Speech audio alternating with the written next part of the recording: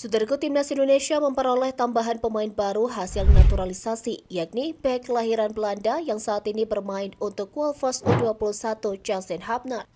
Melalui live streaming YouTube PSSI TV, Justin Hapner secara resmi disumpah sebagai warga negara Indonesia atau WNI di kantor Kemenkumham Jakarta Pusat pada hari Rabu 6 Desember 2023. Dalam sumpahnya, Hapner menyatakan kesetiaannya kepada NKRI, Pancasila, dan Undang-Undang Dasar Negara Republik Indonesia tahun 1945. Pemain tersebut juga berjanji untuk membela negara dengan sungguh-sungguh serta menjalankan kewajiban yang dibebankan oleh negara dengan tulus dan ikhlas.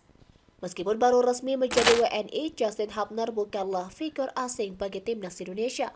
Sebelumnya, Hapner sudah terlibat dalam skuad TC Timnas Indonesia sebagai persiapan untuk Piala Dunia U20 2023.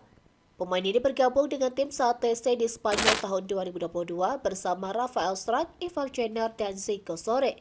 Sayangnya, saat Piala Dunia U20 2023 yang semula akan dihelat di Indonesia batal, proses naturalisasi Justin Hapner tertahan.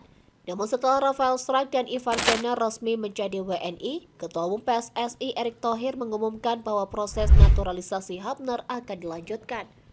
Pada hari Rabu 6 Desember 2023, Justin Hapner akhirnya mengucapkan sumpah WNI, membuka babak baru dalam karir sepak bola Indonesia.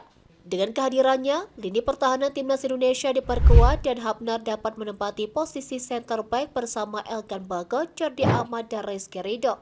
Justin Hapner yang berusia 20 tahun dan memiliki postur 187 cm diharapkan dapat memberikan kontribusi pada dua kategori Timnas Indonesia, yaitu tim senior yang akan kembali ke Piala Asia 2023 pada Januari 2024 dan Timnas U23 yang akan berlaga di Piala Asia U23 pada April 2024.